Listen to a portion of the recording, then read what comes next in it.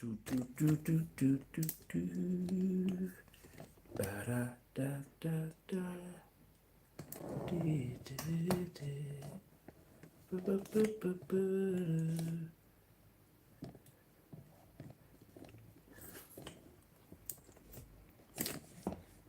All right. Yes, guys.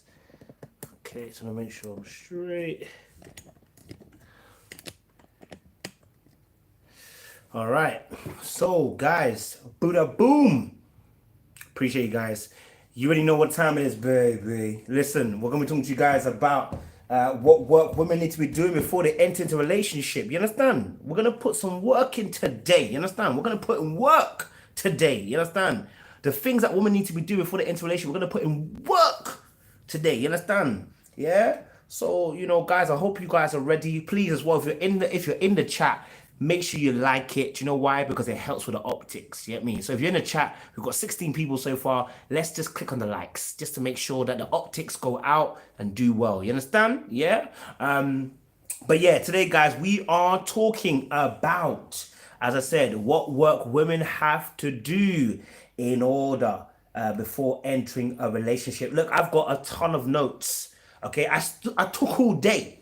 You understand? I took all day. You understand? Yeah, to get this sorted for you guys. Let me just check something quickly. I'm a bit short, you understand? So I realize I'm a bit short, so I'm set up a little bit. So yeah, there's a bunch of stuff we're gonna have to talk about, and we're gonna get into as well. So I can see we've got a few people in here already, so I'll let a few people come in. I don't want them to miss the opening. Do you know what I'm saying? Do you know what's funny? When I'm on time, bare people take long to come in. When I'm late, everybody comes at the same time. What's going on, cuz? Black people, when will you learn? Eh? When will you learn? But yeah, appreciate you guys.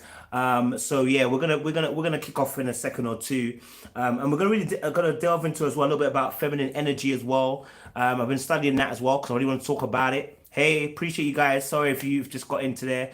Really want to talk about obviously as well some of the to do with feminine energy, how to develop it, how to be masculine energy. I spoke about masculine energy last time. Hey, Fiona, right? I spoke about masculine energy last time. I spoke about the fact that it's important that masculine energy has a role to play, which is to govern and to protect feminine energy, right? And allow feminine energy to flourish at its maximum.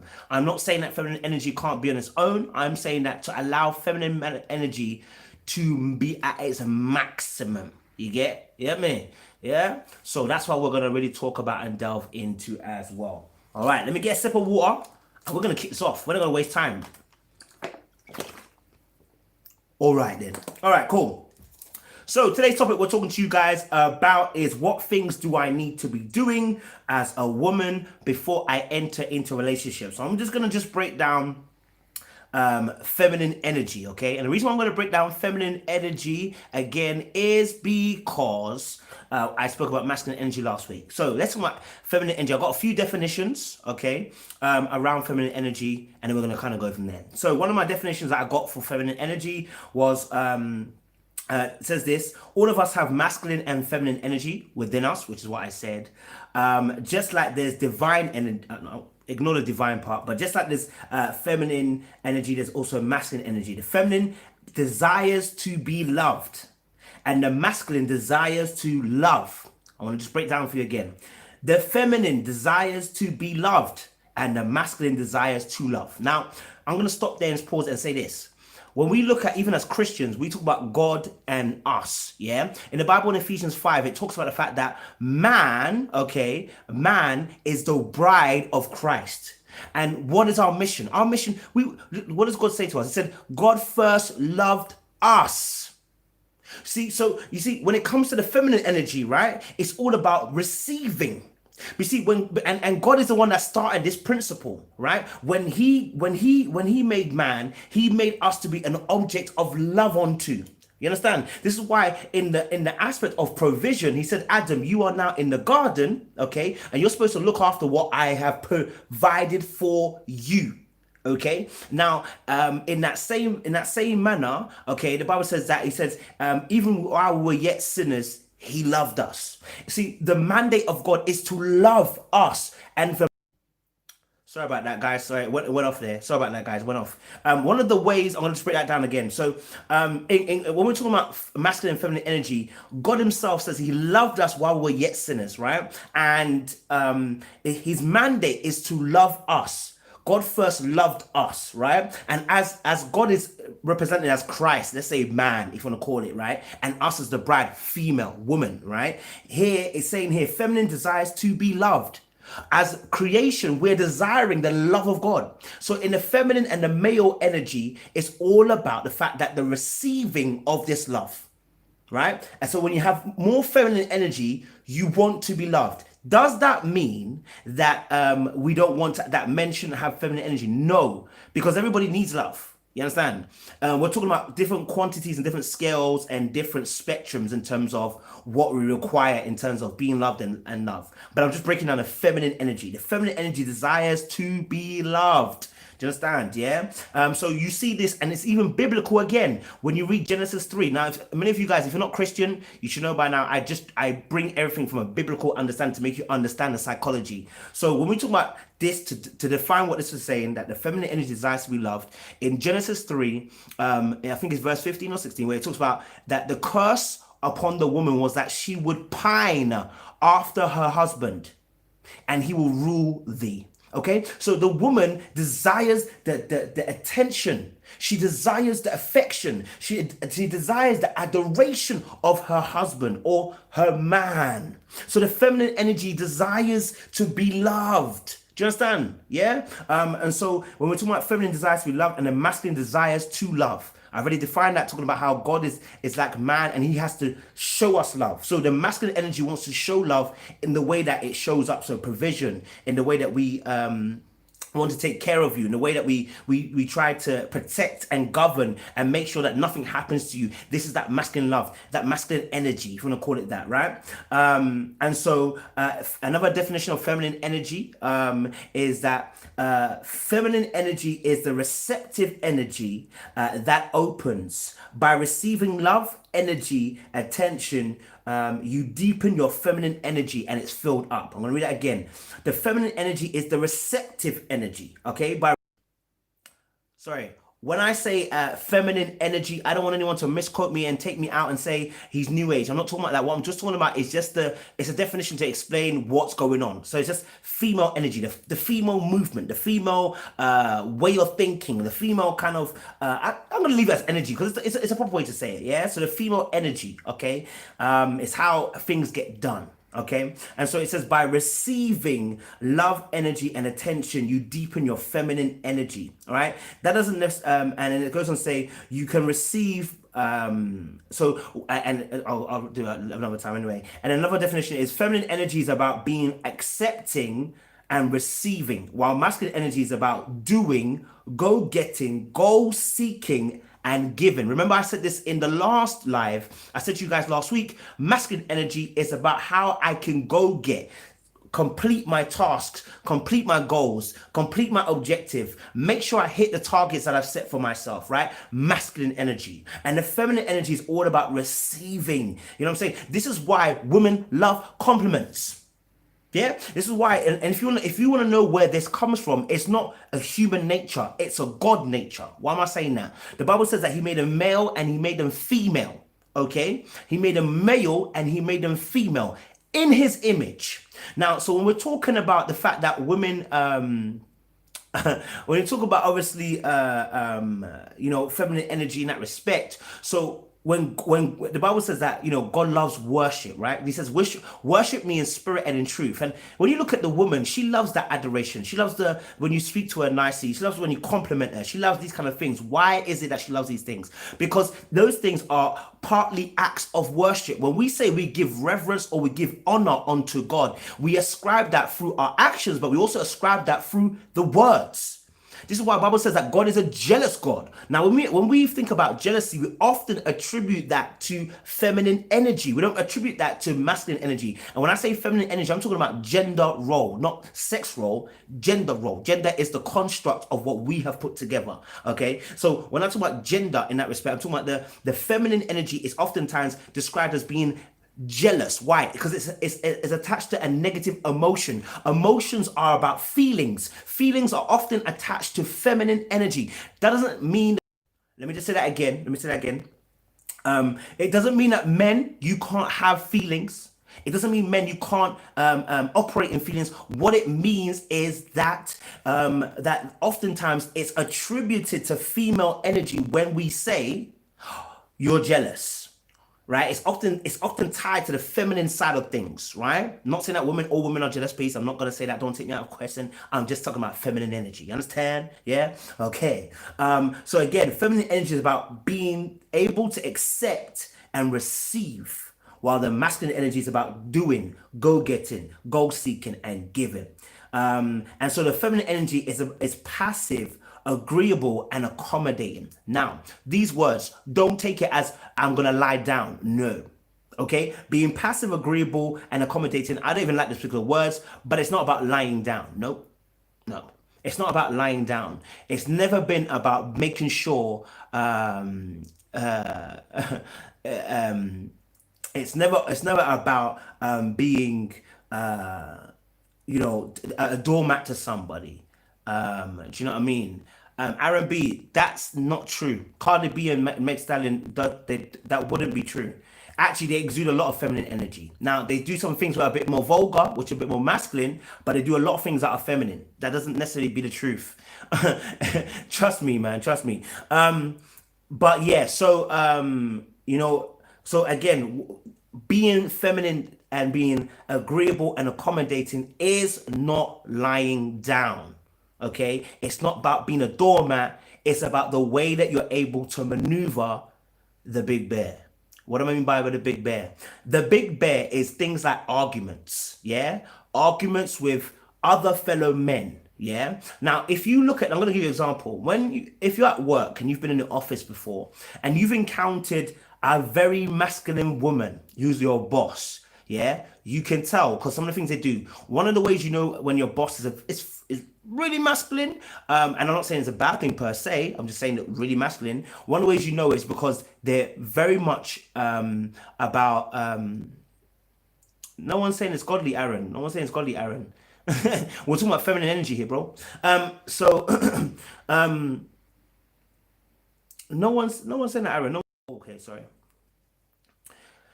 So when we're talking about obviously in the office, you'll see that some of these bosses that are women, they have no interpersonal skills at all. They are just goal driven. Yeah, like if the ship is going down, you can trust and believe that female boss is gonna hold it down. Why? Because she's got a lot of masculine energy. You understand? A lot of masculine energy. And so when it comes to making decisions, when it comes to deciding things, when it comes to executing things, that woman is on job. When it comes to interpersonal and dealing with people's emotions, dealing with how to manage people, they're not always that great. Right? You've met those kind of managers before, right? There's kind of female managers that exude masculine energy. You feel it as soon as you encounter one of them, even the way they talk. You're like, raw, you're a bit much in it. You're a bit heavy in it. You know what I'm saying? But that's how they get things done. So what I'm saying to you guys is that when it comes to feminine energy, it's about able to be accommodating. It's about being agreeable. It's about the emotions. It's about the feelings. There is nothing wrong with feelings and emotions. Let me just say that now. There is nothing wrong with feelings and emotions. Nothing wrong with it at all. When you're controlled by it, it's a different story. Okay. And so the masculine energy seeks to be active and be in control. That's why when you deal with managers who are females who have got a lot of masculine energy, they are very hard on making sure that everybody's on job. You understand? Like if you mess up, she's on your neck. Boom. You understand? Yeah. Like she talks to you like a dude. You understand? You know it. You feel it. Do you know what I mean? Like you feel it. I appreciate Sabrina. God bless you. You feel that energy. You understand? You feel the energy. John said, "Do I do the light skin face on the thing?" Low. So yeah, that's what we're talking about. Nail it and get into what is it that women need to be doing before they get into a relationship. What is it they need to be doing? Okay, let me just break down. I call it the first order of the day. Okay, here's the first thing I want women to understand before you get into a relationship. Okay, number one, are you over your ex, exes, and any gremlins in the closet. Okay? I'm gonna say it again for you, ladies. Number one, are you over your exes, and any gremlins in the closet? Okay, because women tend to when they sorry, let me say again. Women can exit. People can exit a relationship. Women especially, yeah. 4 months before the relationship actually ends. Yeah, like 4 months before the actual relationship ends, you see that woman has ended her relationship already, but she hasn't exited the relationship. So I would call it ties to the individual. There's still some level of connections to that individual. Then they exit the relationship and get into another relationship. Guess what happens? They ain't finished the last relationship. Even though they had exited in their mind and potentially in their heart 4 months earlier, they still didn't give themselves time to enter into a new relationship. That's what a lot of women I see do. And then they get into a situation where they're not ready for the next relationship. Okay, it's getting hot in here. I don't know if you guys see the sweat. It's getting hot. It's getting hot. It's getting hot. You understand? All right. So it's important to understand. Make sure you finished with your exes, and gremlins. Okay, gremlins stand for those one night stand boys. Those boys that you know that give you your ego a tickle. Gremlins stands for those man them that you know you can control because you don't really want him, but he likes you. Like, have you deaded all those things off? Have you deaded it off? Yeah, because if you ain't deaded it off, I don't want to see you in a relationship. Yeah, you gotta go into that relationship clean, cuz. Yeah, when I say clean, it means cut from those man them. Yeah, all those men that were giving you money, all the men that were driving you places, all the men that were buying you little Birkin bags, all the men that were doing the most for you. Yeah, they are gremlins. Get them out. Okay, it's done. I don't know. I don't know if you know. I don't even know, blood. I don't know. I don't know. So make sure you finished off the relationships. Do you understand? Make sure you finish off the relationships. Aaron B, please, no simp comments here. I never like that language. Just no offense, just don't like that language. Simps is a way that I don't like that kind of things. Another thing is, and then I'm gonna just put this. No, also, EO said easier said than done. Listen, and it is hard. Listen, when it comes to dealing with the gremlins, look, and the ex and the exes, it is hard. But this is why you need to give yourself space. This is why you can't just end a relationship and then go into the next one. It's got to be end, take time out, sit on. Sorry, let me say that again. Some of you are literally on the field kicking ball, yeah, and then you come and you sit on the bench with it for a minute or two, and you're back on the field again. My guy, take a break, take a break, take a break. You understand? Some of you don't want to take a break. You understand? Now you're broken. You understand? Because you didn't take a break. So you have to understand that these exes, and gremlins, okay, need to be dealt with, left behind, so that you can enter into the next relationship clean. Okay, and when I say clean, I'm not even talking about sex. I'm talking about the emotional ties that some of you go into relationships with. Yeah, that's why when you get into a new relationship, you're now having an argument about the fact that you're still talking to your ex, you're still talking to your exes, or you're still talking to that gremlin. Yeah, that's why there's arguments in a relationship about exes, and gremlins. Yeah, because you ain't finished it off. You see, you're talking to that individual because it's supplying your ego. Let's be honest. They're supplying your ego in some shape or form. The gremlin, the ex, and the exes dead it off. You know what I'm saying? Dead it off. Give yourself some time. Women do this a lot because they are looking and searching. Remember, feminine energy is about what? Receiving love. They're wanting this love. They're wanting this affection. They're wanting this adoration. And when they're getting it from certain guys, they're enjoying it. But you need to dead it off. It's getting hot. Yeah? Dead it off, people. Yeah? Dead off the gremlins. All right, cool. Let's move on. All right. And this is my second point. And you guys always hear me say this. But I want to say to you this. Know what you need, okay? And you should have, before you enter a relationship, women especially, because I say this for you because men are the ones that are usually the ones playing the games, okay? Men are usually the ones that are doing the stupidity. Men are usually the ones that are doing the madness. So I want to be able to say this to you, okay? Please, before you enter into your next relationship, do you know what you want? Yeah? Do you know what you need in a man? Do you know what's gonna work for you? Because if you don't know what's going to work for you, then I'm going to tell you, please sit on the bench. Why? Because the likelihood that a wizard, okay, of a boy comes into your life and starts doing stepovers, okay, and crossovers for you is very, very, very high.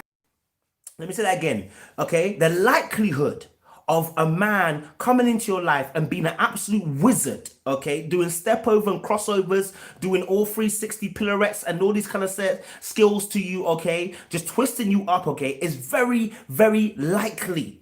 So you need to know, what do I need so I avoid those who I just want.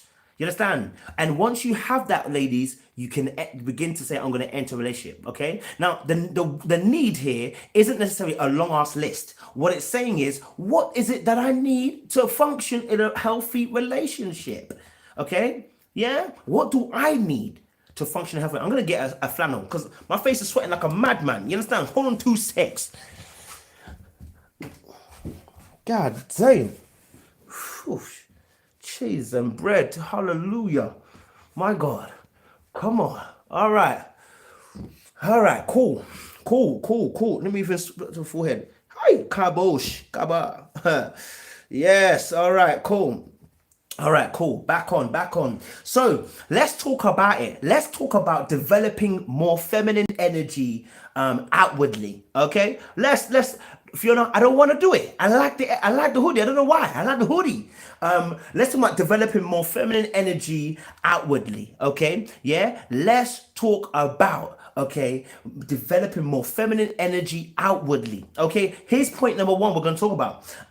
Learn how to take care of yourself.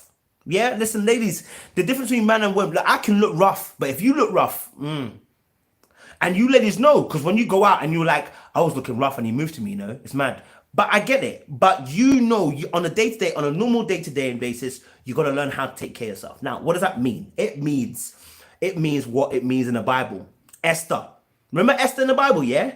Remember Esther in the whole Bible? Yeah, I should get a fan. My fan's upstairs, but I can't go and get it. Remember Esther in the Bible? Esther in the Bible, okay, was said that she took 12 months, 6 and 6 months to perfume herself, to clean herself, to put cosmetics to herself, to train in the art of being a woman, okay, for the queen, for the king, okay. So there is a form of cosmetics that need to happen here, yeah. Taking care of yourself. What does that mean for you? Yeah. Here's the thing. When it means taking care of yourself, it means. All right, cool. Sorry about that. Lost it. Let me come back and say that again. Ladies, when I say about taking care of yourself, it means you're allowed to go for pedicures. You're allowed to go for to do your hair. You are allowed to go for manicures. You're allowed to do and pamper yourself. You're allowed to go for spas. In fact, we expect it. Yeah, we expect it. All right. This is feminine energy. Taking care of yourself is feminine energy. Let me break this down to you. Man, them in this chat will agree with what I'm saying. Have you? And listen, I'm gonna be very honest and frank. Honest and frank. Have you ever had a girl and she's super messy? Now, is that not an instant turn off for most men? I'm just gonna be real. For most men, for when the woman is messy, it's an instant turn off. Why? Because it's not feminine energy. Yeah, so it's not that someone said upgrade the internet. I know, man, I know. It's not that it's not that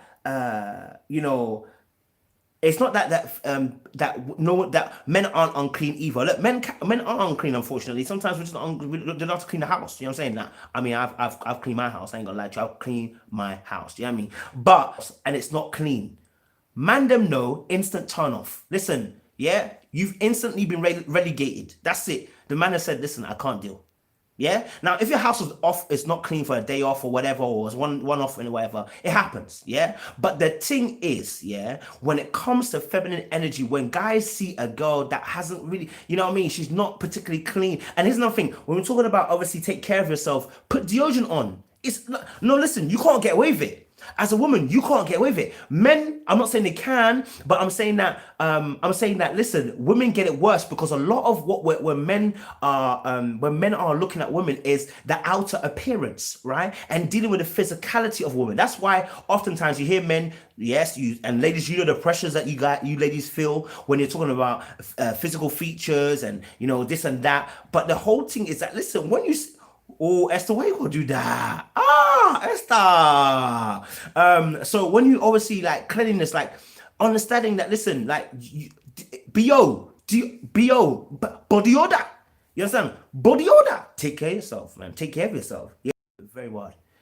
So yes, so you are allowed to take care of yourself, ladies. Okay, you're allowed to pamper yourself. In fact, we like it. You understand? We like it. You understand? Do your thing. Yeah, we do your thing. Yeah. All right. Cool. Cool. Cool. Cool. All right. Next thing is, ladies. Okay, to heighten this feminine energy outwardly, dress the part. Dress. I'm gonna say this. And people are gonna be on my neck because they're like, we're Christians. Dress sexy.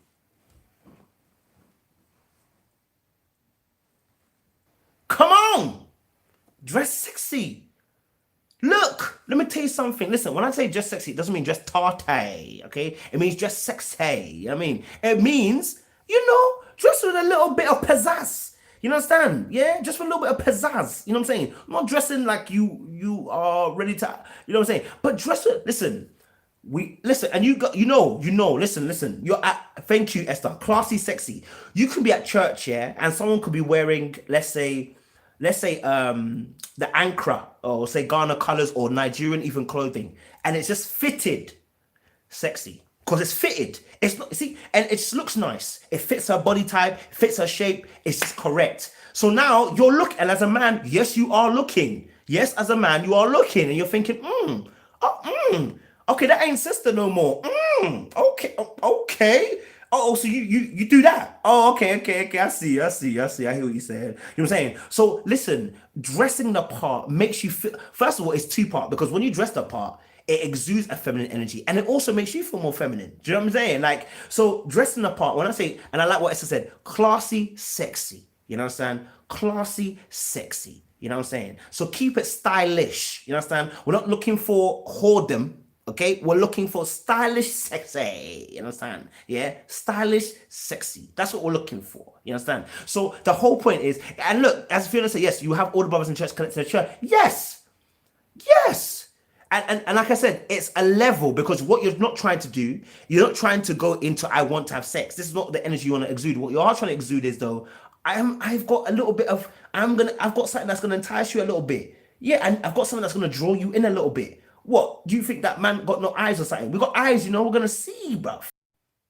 Don't go and tell your pastor Kojo told you to go and dress sexy and now you're dressing sexy at church and the pastor asked you a question. I said dress classy sexy. What does that look like? I don't know. You go and check on the vlogs and tell me what classy sexy is. You understand? Yeah? Classy sexy. You understand? All right, cool. Another thing, number 3, ladies, is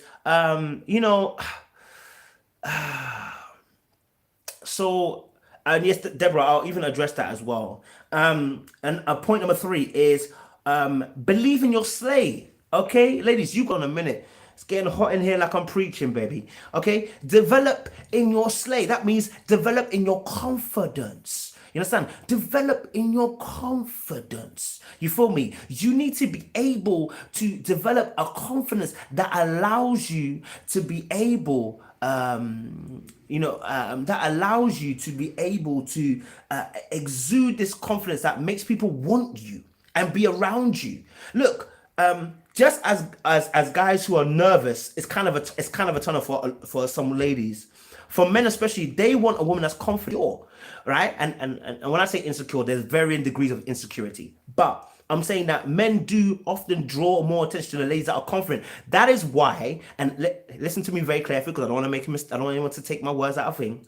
When I say that men chase after women that look sexy, now whatever class of sex you're talking about, it's because that woman has a level of confidence to even think about wearing that is a level of confidence. Do I agree with it? Not all the time, but you have to be honest with yourself and say that woman has a level of confidence. Now, apply that to classy, dressing sexy, and believing in your slay, and it's a level of confidence. You've got a match made in heaven. So that confidence, okay, which is that, you know what? Yes, I am it. You know what I'm saying? Yes, I am it. Let me stop that. You know what I'm saying? Like, yes, I am it. You know what I'm saying? Now, I may not be for everybody, but I am for somebody. You understand? I am good looking. You understand? I'm beautiful, man. Look at me well. I'm a good looking love. You understand? Look at me well. I'm tasty. You know, I'm flavorsome. You understand? Yeah? Mother didn't born me ugly. She born me beautiful. Yeah? Have that level of confidence in yourself. Yeah? Believe in your slay. You understand? Believe in your slay. And here's point number 4. It's just a side note. Please, if you're not makeup, yeah, listen to me well. If you're not makeup, cocoa butter the face. Yeah? Put something on the face. Let the face shine. You understand? Let the face have a glow. I told you that Esther, she had to do 6 months cosmetic, another 6 months doing us taking care of herself. So let yourself know, listen, cocoa butter the face. Don't come out dry faced. Oh, cocoa butter the face. You understand? Yeah? Cocoa it up. You know what I'm saying? You feel me? Yeah? Tasty, baby. Tasty. You understand? All right, cool. Now, let's talk about developing inward beauty. You understand? Yes, not that. Let the face glow. Developing inward beauty, femininity. Okay? So, developing inward femininity is all about within yourself, developing the inward traits that should then begin to shine outwardly. You know what I'm saying? Inward traits that begin to shine outwardly. You understand? All right, cool. So number 1 is this: have your own life. Have your own life. Have your own life. You should have your own life. Why? Because if you don't have your own life, what happens is when you get into a relationship, you begin to end up in my life, and then you begin to smother me. Let me say that again for you. Have your own life. If you don't have your own life, you will end up being in my life and then end up smothering me, because then you want to be involved with everything I'm doing because you believe that my world is your world. It's not. Even though 2 have become 1, your world is not my world. I need some space. You understand? So you must understand, yeah, that when you have your own life, you allow for him to have a little bit of sovereignty, and you allow yourself some sovereignty. So let me say it again for you again. Have your own life, because if you don't, you will end up trying to be in his life all the time, and then you smother. And then we get annoyed because you're not allowing me to have my space, and then you're stepping on my toes every single second. Listen, you can be in the same house and still allow me to have my own life. Why? Because you've got friends outside, you've got family outside, you've got gym to do, you've got your own business or work to do, or your own job to do. You've got things that allow you to have your own type of life. You understand? Yeah? You're out, do you know what I'm saying? So that's so important. Yeah? And even as Christians, let's me put this as well. Have your own relationship with God. Like, your relationship with God can't be through me. Like, let me say it again for you. I am not the middleman. Christ has already been the middleman. I'm not trying to be the middleman. Do you understand? I can't do it well enough. My man's already done it. So let that person have a relationship with their own God to do their thing with their God. Do you understand? It can't be every second of the day that you're with me. Yeah? Give me some room. Let me breathe. I'm getting hot. You understand? All right. Fantastic. All right. So point number 2 in terms of developing inward femininity. Ladies, listen to me very, very carefully. Listen to me very, very carefully. Learn the art of listening and not cutting off. Learn the art of listening and not cutting off. Why do I say this? If you can learn this art, when you get into a relationship, you will learn to listen and not to cut off. One of the things about masculine energy is that when someone's so masculine, they turn off the feminine aspect, which is the feelings. Right? And so when men are trying to operate in the feminine energy of trying to address how they feel, when you decide that you're not going to listen, but you're going to cut off, whether that's an argument, debate, whether you're disagreeing on something, you actually cut off the flow of the masculine guy, the masculine person trying to enter into the femininity. Therefore, now you won't know how he feels. Right? So when you're talking about obviously wanting men to be able to open up, the reason why a lot of men don't open up to some women is because some of you women don't listen. Yeah, you really are rubbish listeners, some of you, not all of you, some of you are rubbish listeners, yeah? Because you know how to talk, but you don't know how to listen. Yeah, because a good listener is actually a lot of times when you talk about good listening, it's a feminine trait, right? It's a feminine energy trait, listening. Yeah, I know some guys will be like, no, no, but it is right because it's the ability to say I'm going to put myself aside, I'm going to zip it, I'm going to be submissive at this moment, I'm going to listen to you entirely, and then I can respond. Right? So see that feminine energy where it allows you to, and that's why I said to you about being passive and being accommodating. Listening is about accommodating the other person. So when you learn how to listen, okay, in fact, yes, Fiona, thank you. When you learn how to be actively listening, when you're actively listening, then that allows you to draw out the person's feelings. One of the ways so for instance, when I deal with people, right, especially when I was like working in a bank originally, I could spend like an hour with a client, and people ask me, why the hell you spend an hour with them? And it's because unfortunately, ended up into this listening to people. I accommodate them. I make them feel comfortable. Why? I will just ask one or two questions, and I'll drip feed you stuff so that you can begin to speak. And when you begin to speak, I drip feed you a few more questions. And before you know it, you're asking a question. I just told you my whole life. I don't know why. Do you know why? Because many people don't know how to tease those questions, the answers out of you. They are used to talking. And so the feminine energy allows and accommodates for the masculine energy to be able to begin to enter into the femininity energy of releasing what their feelings are. If you ladies have ever had trouble with dealing with men who are unable to open up, oftentimes, and I'm going to say this, there's twofold. The man often is not very good at communicating, number one. But number two, also, there's an aspect which is, are you a safe zone? Are you a safe zone? Because one of the things about female energy is that they are a safe zone. This is why guys can feel comfortable talking to women about their emotions and not other guys, because women are safe zones to receive that information. So what happens is, here we're dealing with relationship now. When you are a safe zone of listening, actively listening, paying attention, not interrupting, not cutting them off to get your point across, right? And when I say point across, you see, because sometimes in arguments, let's be honest, in arguments, what can happen is, I'm arguing with you, you're arguing with me, right? And when you get into an argument, right, the masculine energy of defense and attack begins to enter the fray of the argument, the debate, yeah, that we're having. So let's say we're arguing over the fact that I didn't clean you wanted me to put a toilet seat down, yeah. Now, as I tell you, listen, yeah, I didn't put the toilet seat down. I was doing work and I was busy. Unfortunately, I didn't put the toilet seat down. Then you come at me going, well, you know how many times I've told you to do the toilet tour and da da da da da da. What you've done there is you entered into masculine energy. You've gone under attack. But the beauty of feminine energy is the art of being able to influence without having to smash my head in. Yeah?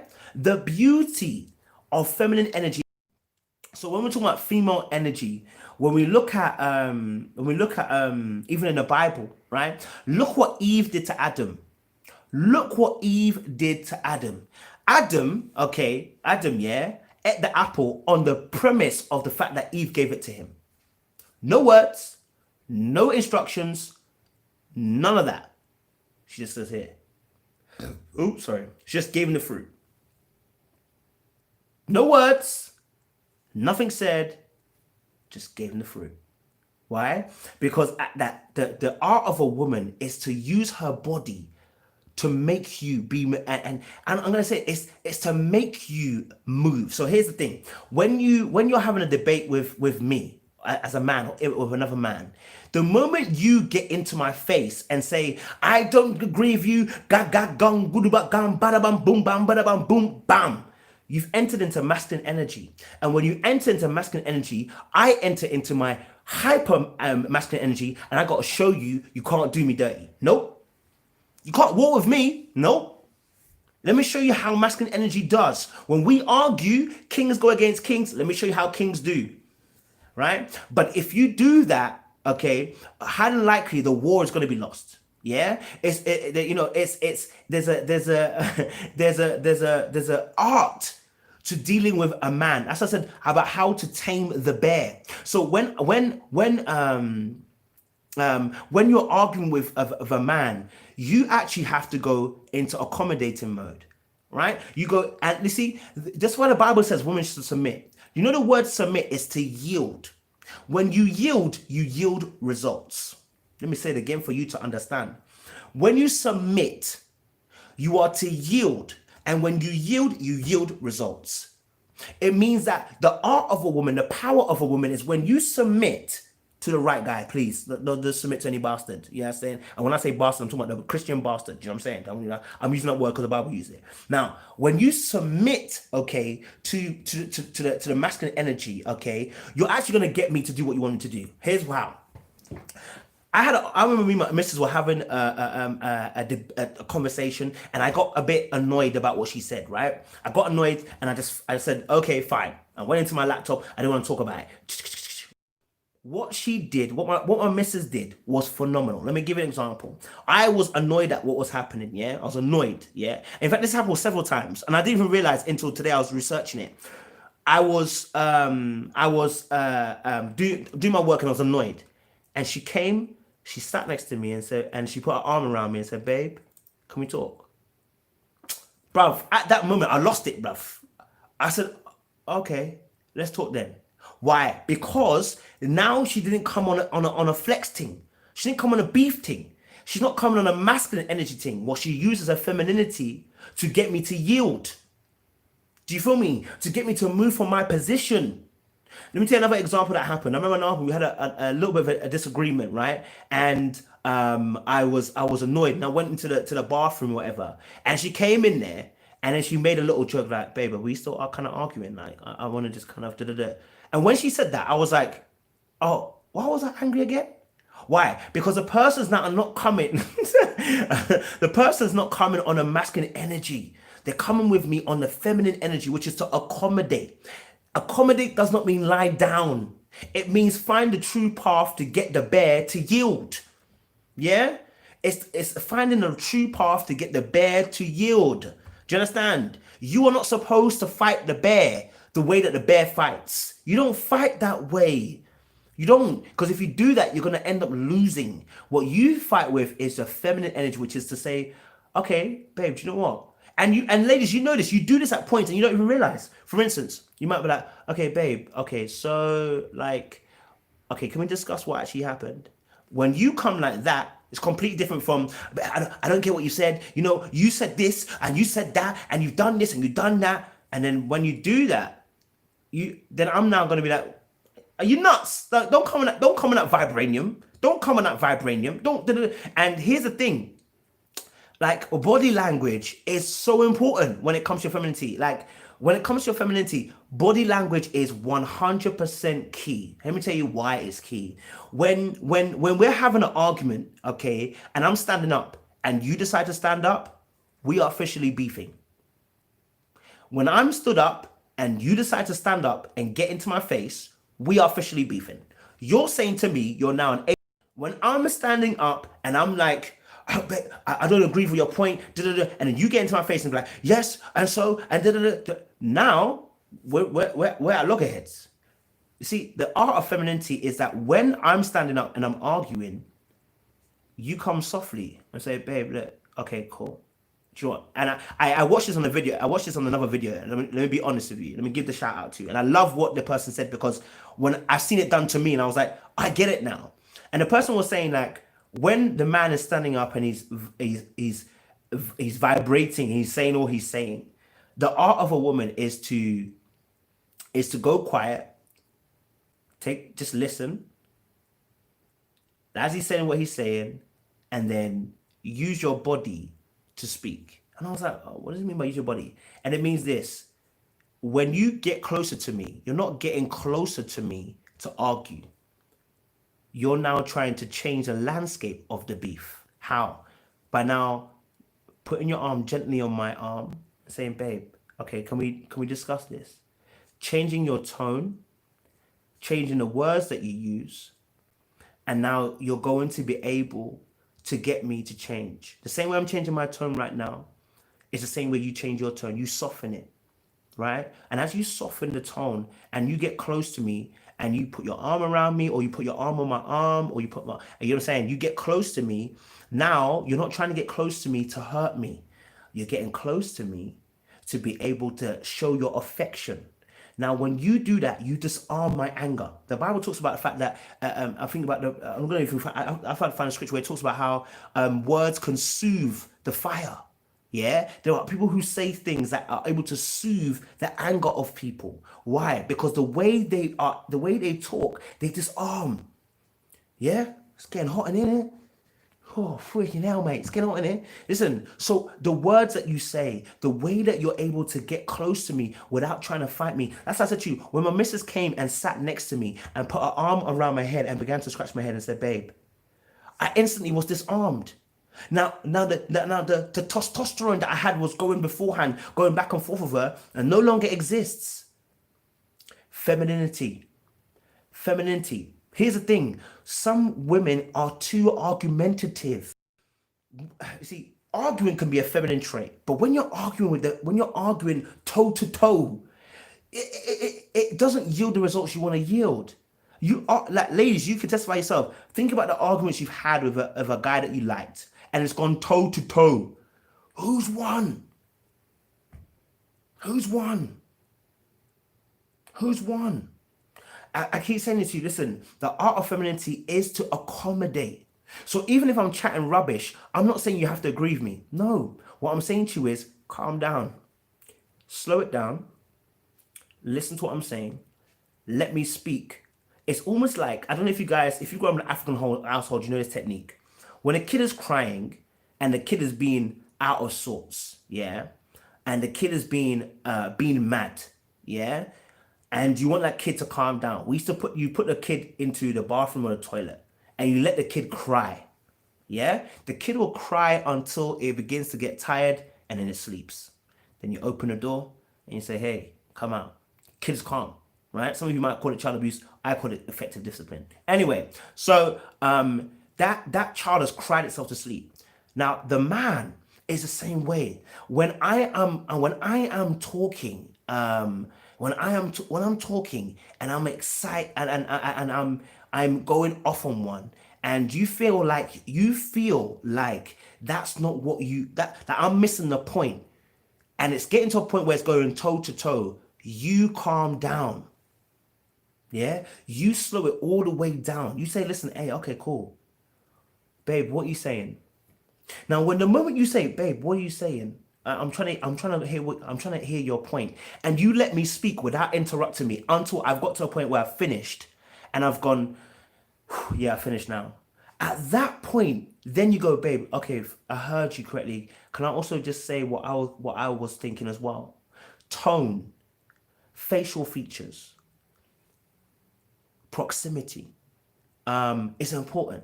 Another thing that I saw my missus do also is that I think was when we were standing up and we're having a conversation and it got back to back, forth and forth, we actually sat down.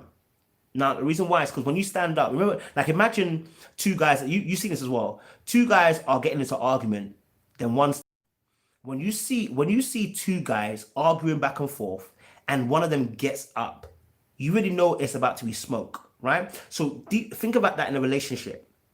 I'm standing up. I'm a little bit heated, right? At that point, you don't want to stand up too. Yeah? You don't want to be standing up too. No, you want to use your feminine energy and you want to do the opposite of the masculine energy. Because the masculine energy wants to defend itself. The masculine energy wants to attack. So you go, okay, cool. I'm going to submit. I'm going to yield. And I'm going to accommodate. I'm going to sit down. And I'm going to go silent. And I'm going to let you speak. And I'm going to let you talk. Go on, keep talking. Do you understand? Keep talking, yeah. And then what you can do is you bring me down to sit down. Because when you say, babe, can you sit down, please? Because like, I want to talk about this and I want to be able to ask for us to discuss this. Can you sit down? Right? When you say it in that tone, listen, see, it's not what you said, it's sometimes how you said it. Yeah? Some of you, and this is my next point, my next point on here, is that some of you, I'm gonna go into it again, but some of you, you're used to giving declarative sentences, not suggestions, right? Because many of you might work and you're very and this goes out to my successful people. My successful women, this is specifically for you. You are existing in a world of work where there is a lot of masculine energy. You're used to commanding, you're used to directing, you're used to telling people what to do, you're used to organizing, you're used to all of this stuff, right? Which is masculine energy, right? Then you come home, and when you're in your relationship, you think that because this works at work, it will work in your relationship. And actually, it doesn't. Because now you're dealing with a sole individual who is not submitted to you because they are not your colleague or they are not your employee. So now when you deal with that individual who's that male in your relationship, you don't direct. No, that's not that. You see, you don't direct. You don't tell the person what. You don't command. No, you suggest. Like I said, when Eve was dealing with Adam, did she direct him? Did she command him to eat the apple, or did she just give it to him? She suggested the apple. When she gave it to him, she was suggesting. So let me just say that again. When I look at relationships, I love the fact that when women when women are able to suggest, they don't realize and I'm going to go into my next point. I don't want to go too deep into it, but when you suggest, you allow room for a man or masculine energy to take action. Remember, masculine energy is about going forth, doing action. If you commit the action, you leave no room for the masculinity to take place. So when you are a successful woman, okay, you are successful in your own right. You exude masculine energy to get your success. You can't bring that into your relationship. You've got to learn how to turn off the masculinity, okay, and come into your femininity. That means now, where you were commanding men out in the field, you're now suggesting to your man. So you say, babe, you know what? Like, I don't know. I was thinking, I don't know, this is how I feel. You don't have to take the suggestion on once. It's just my suggestion. Do you know, like when you did that thing, do you think you could do it this way? Now, when you suggest, you leave room for the person to take action. Now, imagine you flip it and say, babe, I want you to do it this way. You need to do it this way. Yeah, no, you need to. So now you've left no room for action, because what you're saying is, I ain't got no choice. Am I your employee? And remember, the masculine energy has a level of pride to it that it wants to do, it wants to provide and everything, but it doesn't want to be told necessarily what to do by someone else. You understand? So when you deep it, when you begin to suggest, I'm telling you, it works. The man's like, oh. So you see, this is why I said, this is why I was, you know, when I was talking about, like people paying on first dates, right? People have an argument about this to say. And one of the things I would say, listen, look, I was an avid person, yeah? I was avid. Let me tell you something. I was avid. Yeah, I won't pay on first date. If you know me, I'm not a first date payer. I think everyone should pay their way. I don't know you, you don't know me. Pay your damn way. Then something happened. I met my missus. What changed? Suggestion. She didn't demand it. She suggested it. And some of you are going to say, whoa, man should always pay on the first date. No, you're now telling me what to do. You're not suggesting. That's an issue. You're not resting in your femininity. You're now directing in the masculine energy. Understanding suggestion. Suggest, don't demand. The suggestion leaves room for the action. Yeah. So that's important as well. So another thing here as well, developing inward femininity, is to learn to take compliments and learn how to receive it without having to give one back. I think this is men and women, but I like to talk about this femininity aspect of it. And remember, the feminine energy, is all about receiving. It's all about receiving. It's all about receiving. You know what I'm saying? Receiving. So now, if someone gives you a compliment, yeah, receive it. Learn to receive it. Learn to say thank you and I appreciate it. You don't have to say anything back. Look, I can tell you this. I struggle with this. Yeah, you should already know. I told my missus this, and it gets me into trouble all the time. I struggle when people tell me something nice. I gotta find something to say to you nice as well. It's just part of my attachment style, right? But you gotta learn as a woman. You gotta learn how to, like, you ever said to a woman, "Oh, you're really pretty," you know, and she's like, "Oh, do you think?" "I'm not really sure about that." "No, da da da." And then you're like, oh.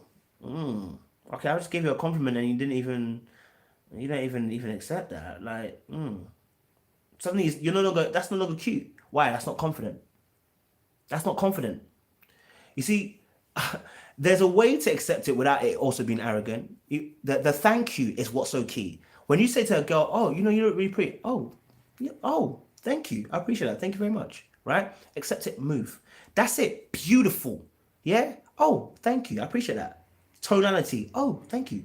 Appreciate that. Move. You understand? You know what I'm saying? I said, put respect on my compliment. So you have to understand again that you have to understand that this aspect of things, okay, is so important. So when you accept the compliment, it's also a level of confidence. When you don't accept it, it shows your confidence. It's not there. Yeah, I'm included, so I can tell you that straight. So I know, you know what I'm saying. And the last part of this particular developed inward femininity is: have you developed your softness and your meekness? The Bible. The Bible says that the woman should be adorning, not necessarily. There's nothing wrong with your outer adornment, but it says obviously the beauty of an individual, of a woman, is the meekness of her. Right? The meekness doesn't mean be trampled upon. The meekness does not mean that you are a doormat. The meekness is the way you handle things. you know yes, as well, graciousness. If anyone's uncomfortable with any comments, let me know. I will block. I got no problem. um you know but yeah, so you know understanding that your softness and your meekness is critical. Sometimes when we talk about femininity and talk about being more feminine, I think one of the hardest things, and it links into about when we spoke about the tone and talking about when people are out of work. You know, when you're in work and you're in a masculine environment, you tend to go very hard, right? Because that's the workplace. And then you come home and then you struggle to be soft again and to be vulnerable again because you've been spending 8 or 9 hours out on the field being hard. And so sometimes it can get lost in translation when you get home or you get with your partner, and how to be soft because you're so used to being hard outside, right? So so learn how to return back to your meekness and your softness. Now sometimes this is to do with work, but sometimes this is also to do with what you've experienced. Sometimes what can happen is you've experienced men in a certain way. They've just been, let's be honest, pricks. They've just been, as the biblical word likes to say, bastards. Okay, they've been wrong'uns. They've been gremlins. Yeah, and so what can happen is you harden your heart. And let me tell you something about hardening your heart. Hardening your heart, okay, is natural because we want to be able to defend ourselves from being hurt again. Fine. But the only problem with that is that when you do meet a guy, you ladies, you might have heard this as well. Like when you watch TV shows and watch relationship shows, you might have heard a guy say, "Yeah, she's just really unavailable. Like it's hard to get through to her. It's hard to get past certain things." And again, I understand why women do protect themselves because men are just pricks. But that's why I said to you, let's do the work beforehand. And if we can do PEW, it kind of evaporates a lot of the men that are not serious, and then you can operate with serious men. But here's the thing: if you are remember, one of the masculine energies is to defend. So now, when you begin to become defensive and you are not opening up and not being vulnerable, then what happens is you actually begin to operate in masculine energy. Now, this is the hardest thing. This is the hardest thing. So, yes, yes, you must guard your heart. You have to guard your heart. But there's a way to also, when you're guarding your heart, to allow yourself to be vulnerable in some aspect. Do you get me? Yeah. Like when I said, and I'll give again an example of me, my missus. Like she's been through a lot. But when we started talking, she was quite open in general, right? She just spoke. There were deep things, and this is where guard your heart comes in. When you start telling me the deep things, and I'm talking about the very secret things that you've told maybe one person in your whole entire life, and then you come and tell me, that's not guarding your heart. You see, guarding your heart is is dealing with the very sensitive things. Guarding your heart is not when you guard everything. I'm not even going to tell you what my favorite fruit is because you might use it against me. That's not guarding your heart. You understand? Yeah, you now being defensive.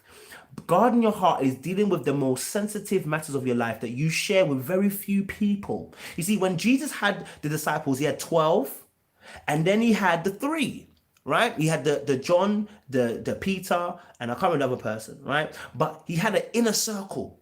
You know what I'm saying? The inner circle. Yes, Aaron, please look. The people are saying allow the comments now. Like, yeah, I get the jokes, but it's distracting from the conversation now. Yeah, please.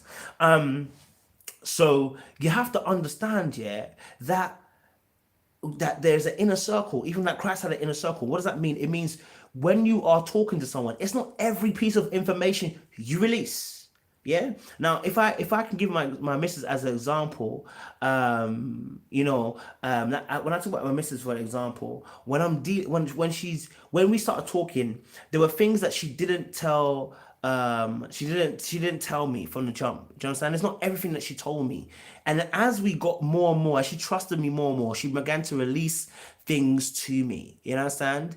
And that was so important. Why? Because what that showed me is that the person is guarding their heart. That's guarding your heart. You understand? Yeah, Aaron, please look, man. I get the jokes and stuff. Let's Aaron, just keep it to a minimum. Do you understand? Like, deal with the conversation we're having here, but maybe keep the jokes to a minimum. Do you get me? So that because the women are uncomfortable, and I don't like women feeling uncomfortable, bro. Do you understand? Yeah. If you continue, I'm gonna have to block you myself. All right, cool. So, so let's deal with that. Let's deal with that. So that was the dealing with the inwardly dealing with femininity. Let's talk about the emotional work that I would like for women to start doing so that when they enter the relationship they can be a little bit better in dealing with things that are coming in. First of all, ladies, please know your love language. Why do I say that? Because women are all about language. They're all about feelings. Feminine energy is all about receiving, remember? So you want to receive the love in the way that you're going to understand. So you must understand how you need to be loved. You understand? So that you can communicate that to me. Because if I don't know your love language and we're not on the same level, oh, by the grace, but I appreciate it, Felicia, honestly, by the grace.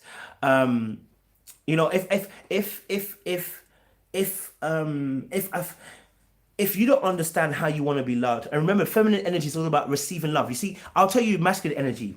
Masculine energy, yeah, decides that actually I'm going to be stoic. Don't worry about how I need to be loved. Don't worry about that. No, don't worry about that. I handle my things, you get me? It becomes very stoic, right? Masculine energy is all about, yeah, I got to be tongue. I got to be strong, yeah? The feminine energy says, no, I need to receive this love. I need to receive this love. No, I need it. Do you understand? And so what happens is when you don't know what you need, then actually you're canceling out your feminine energy by saying, I don't want to receive what I need to receive. Right? So you must know what your love language is so that the person can then begin to operate on that level. And then you can discuss with the person, hey, this is how I want to be loved. Don't be afraid to say how you want to be loved. That's another thing. Ladies, do not be afraid to say how you want to be loved. Why? Because you don't go into a relationship and the person's not giving you what you need. Do you get it? You need to be able to address it, voice it, and say it. Please let the person who you're in a relationship with know and straight away say, listen, this is my love language. This is how I want to be loved.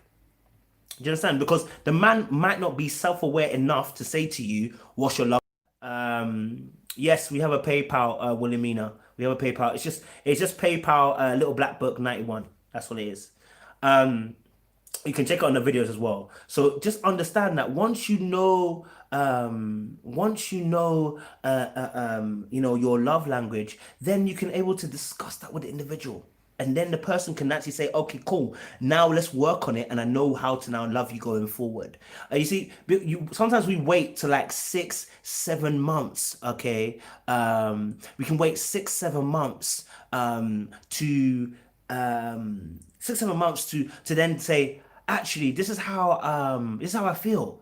You know what I'm saying? This is how I feel. This is how this is how I want to be loved. And you've lost 6-7 months. This work should have been done from the very jump.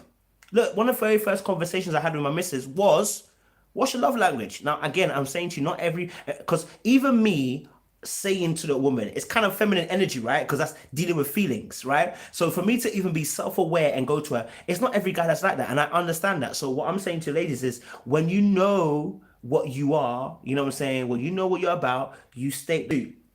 I want you ladies to also be able to, and this is going to be work that you have to do in the wilderness, okay? You got to learn how to trust yourself, okay? And to trust your decisions. Why? Because when you don't trust your decisions and you don't trust the person that you're with because you don't trust whether you've made the right choice, then you don't feel safe. And when you don't feel safe, you always end up being defensive in a relationship. You always end up being defensive and end up attacking because you're trying to defend yourself. Yeah. When you don't feel safe in your relationship, it is because, okay, you don't trust the decision you've made. Okay. Or two, you really are seeing that the person's not for you, but you're still fighting to stay in a relationship. You get me? But let's deal with the very first one. When you are unable to trust yourself and your choices because you feel like your compass is broken, yeah, then that could be a signal for you to take time out. That could be a signal for you to say, hey, I need to sit on the bench for a little while and actually recuperate and allow my heart to heal, then I can see correctly again. Yeah. So I want to say to you, listen, trust yourself and trust your choice. And then when you trust your choice and you trust yourself, you also have the confidence to say, hey, whilst you're so because you trust yourself and you trust the choices that you've made, you're also confident enough to also state, "Hey, I don't think this is working for me." Or can we suggest again? I suggest that we kind of just change things a little bit because I feel like it's not working, right? And that's okay because you're now confident and you trust your decision making, so that when you're in the relationship, you can also say what you need to say. Other than that, sit on the bench. Okay? Sit on the bench and rest. When your feet are tired, what do you do? Sit down. Okay? Yeah, so the same thing. Sometimes people are trying to go into relationships fatigued. Okay? When you're fatigued and you go into a relationship, you're already tired. So guess what? When you get into a relationship, you're tired and you just snap because you're already tired. You understand? Sit down on the bench. Maybe it's time to take a little break. Number three, um, you know, learn how to communicate your feelings. Okay, communication is important. Okay, communication is so key. And one of the being feminine and energy is about learning how to communicate your feelings effectively so the person who receives it understands it. So communication is important. It's learning how to be, and this is also going back to the point before, which is a confidence to be able to say how you feel. You see, sometimes people don't want to say how they feel because they're scared that if they say how they feel, the person will take it wrongly. That's probably not the right relationship. If you're scared to tell me how you feel, that ain't the right relationship. Either you're not in the right place to do so, or the person you're in, okay, with, okay, it's not the right partner. Let me say it again. You should be comfortable enough to be able to express your feelings in that relationship. If you're not feeling comfortable, then the suggestion is that you may not be ready for a relationship, or two, the person you're with is not making you feel comfortable or safe enough to be able to express how you feel. Okay, so the art of communication is important of because it comes from a place of confidence. When you're confident, you can articulate what you're feeling and how you're feeling because you're not afraid of what the comeback is. If you're afraid that when you release your when you release your emotions and your feelings, that you're afraid that the person will shut you down, belittle you, embarrass you, etc., you're not in the right relationship. Let me just say that to you now, because some people are going to be in an emotionally abusive relationship. That person, let me say it again, that person, if you are not able to be able to express your feelings and your emotions, that could be a sign that you are not ready for a relationship, or that the person is actually is in some way kind of manipulative. They don't want you to express how you feel, right? And it's not the right relationship for you then. You know what I'm saying? So I can see some people make some comments about feeling that they hate the feeling of being weak. Let me tell you why. Because the masculine energy teaches us how to defend ourselves. Yeah, that's why I said to you about masculine energy is all about protecting. It's about making sure it covers. That's why I said men are like the rib cage, women are like the heart. Okay, the vulnerability of the heart is that it's essential, but if it's not covered, it's easily injured, and the whole system crashes. So it's like with feminine energy, feminine and masculine energy, the masculine energy wants to protect you, right? That's what comes out when someone tries to step to you, and then you give them the masculine energy. Are you right? Are you dumb? Don't ever think you can talk to me like that. Are you stupid? Yeah, right? Why does the tone change? Why does it become so aggressive? Because the aggressiveness is also tied in with the masculine energy. So when you feel like someone's stepping to you, are you nuts? Do you know who? Listen, don't play with me. And you can see when girls argue and they get into a heat argument, the masculinity come out. Not that they're masculine, but the masculinity comes out because we've all got masculine and feminine energy. The masculinity wants to protect and attack, and the attack is a form of defense. So the vulnerability of a woman, I can understand why it's hard to. I can understand why it's hard to. Why? Because you're not sure who to trust. You're not sure who's worthy of your trust. You're not sure who is actually out here for hearts and who's out here. Them are on secret garden missions and not on the kingdom of hearts. And I understand that. And so when you're consistently encountering and it might not even just be romantic people, it may be friends who also hurt you, it may be family that are hurting you. Everywhere you turn, it seems to be people who are trying to hurt you. So what do you do naturally? You defend yourself. Why? Because the mind has to do that, otherwise you go insane. If you don't defend, if the mind doesn't give you that ability to defend yourself, you will go insane because it looks like the whole world is against you. And then you start, you might ask us the question as well, why is it that the whole world's turned against me? Why is it that friends have turned against me? Why is it that friends betray me? Why is it that family betrays me? Why is it my mom or my dad don't like me, or they do like me, or they treat me different? And then suddenly what you're developing is more and more masculine energy. Yes, Fiona, absolutely love that point. Discernment. So dealing exactly, it's self-preservation. It's a masculine energy. It's self-preserving. Okay, it does whatever, it hardens to protect, and so it's natural. The key part here is that, as I was saying earlier on, which is this: you don't have to let everybody know everything about you. Even in dating, you don't have to let them know everything about you. You have to let them know enough to be able to say, okay, I'm getting to know you. You don't have to let them know the deep things of you. Some of the things that are for secret. Until, you see, the Bible says that Christ spoke in parables. Oh, God is giving words out here today. Christ spoke in parables. Why? So that those who truly want to know the meaning of the parable will keep seeking to understand. They will draw closer. Those who are truly after you, okay, will draw closer to you to find out more about you. If you release everything at once, you're not guarding your heart, and you're also not allowing a person to draw closer to you. Therefore, they're able to hurt you from long distance. And when they're far away, it is difficult to be able to determine whether the person's got a good intention or bad intention.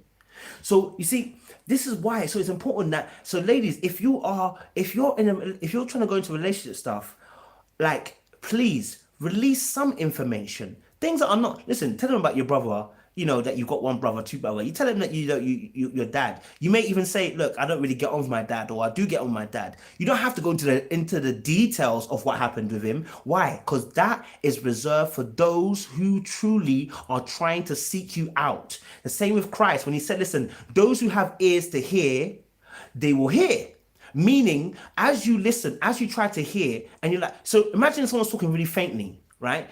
You got two choices. Either you get closer to hear, or you say, I can't bother, and I'm walking away, right? And so that's the same thing with relationships. The person who truly wants to seek, oh, okay.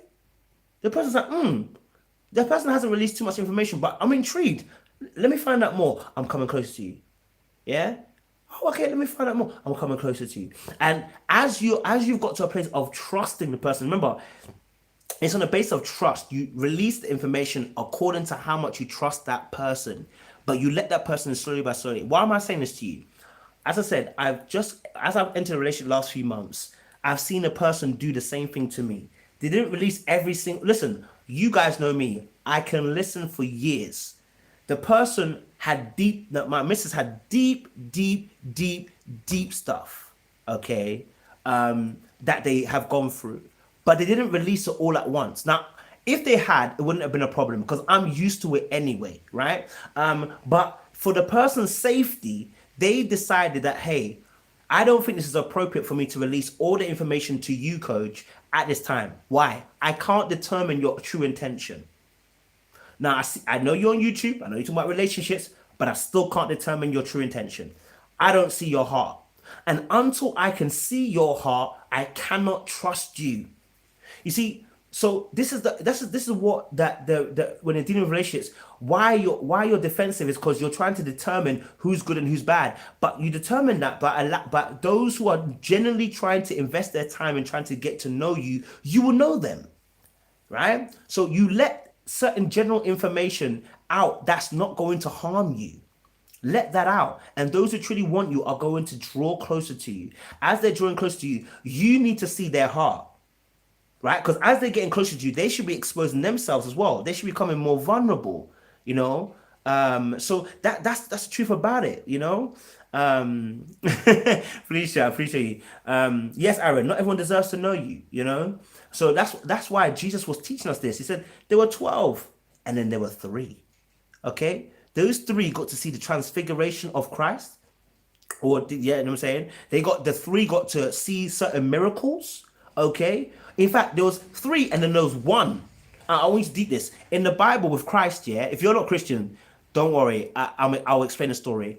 When it came to Christ, there was the 3 and then there was the 1. The Bible says that there was one that was a beloved. So yeah, sorry. So in the Bible, it talks about how Christ said that this person, he was a beloved disciple. That beloved disciple was John. Oh my God. It said at one point at the Last Supper, John was resting his head on Jesus's chest. My friends, this is a level of intimacy that we like. You see, so that even though there were 3, there was still even 1 who was the closest to Jesus Christ. And if you read in the Bible his story, you read his testimony of what Christ is, it's completely radical compared to everybody else's account, right? John and Revelation, completely different. Why? Because he knew this person completely different to everybody else. The revelation that was revealed unto John is different what was revealed unto Peter. Even though the 3 of them were all of them were close enough to Jesus, John got a completely different revelation. So for you in the relationship, you are away. You have to get to a place where you're able to say parts of you that you release some parts of you, but not all of you, so that you can begin to trust an individual. You understand? Little by little by little. So I know we have to talk about. I want to just talk about it because I wanted to make sure that everybody, because it's a very deep topic and it is about. That's a very hard thing to change. That it's the defensiveness, because it's about defending yourself, and I totally get that. Totally get that. But I do believe we can counter that by putting in safety measures of banks and saying, okay, little by little I'll release certain information. The more I trust you, the more I can release. Those who have ears to hear will hear. All right, cool. Last point on this part is here in terms of emotional work, and then we've got one last section. Emotional work here. Please be comfy on your ones and do not be desperate. Okay, guys, I am in the midst of writing my book because you guys kept on asking me for a book, and I'm writing a book, and actually I'm really enjoying it. So more graces to you people as well. But one of the sections that I wrote about was about the desperation that we all feel. Desperation comes from a place of fear. The fear is that we will be lonely. And when you're lonely, you seek out options to change the scenario. And because we're scared, okay, that we're going to be lonely.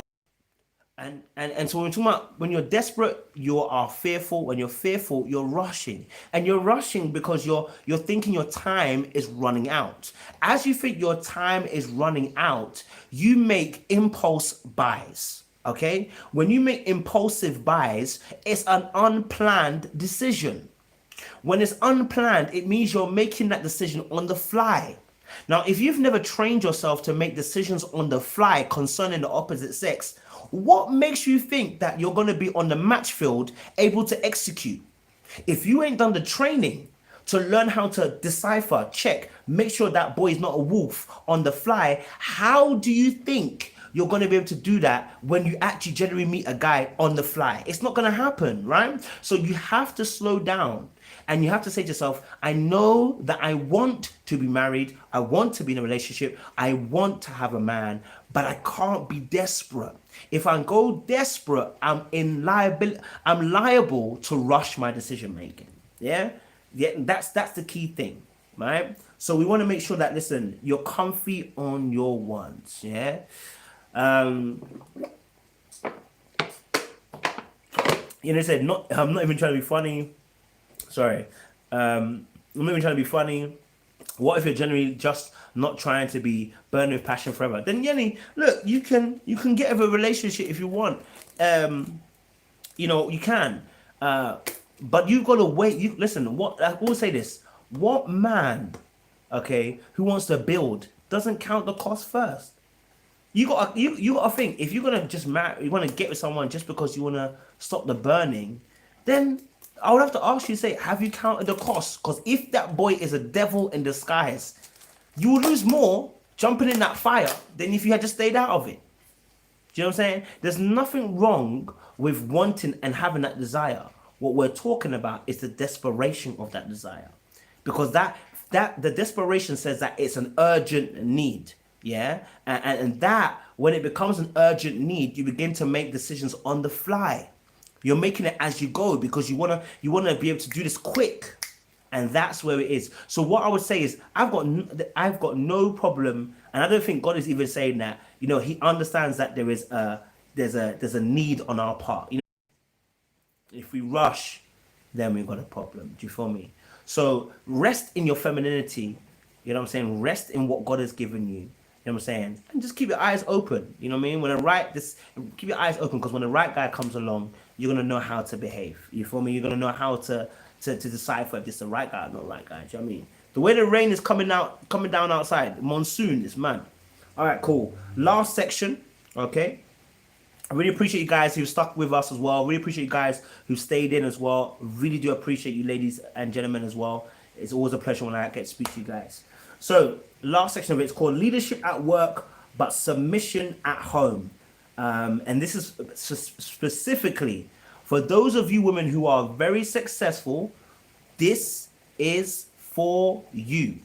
And those women also as well who are, I would say, have a lot of masculine energy because of what they've gone through. Yeah, your experiences in the past, you've been hurt, you've been lied upon, cheated upon, whatever. We want to be able to discuss this for you. So, hold on one second. I think I left my window upstairs open, and I think I can hear rain coming through the window. Okay, give me 1 second.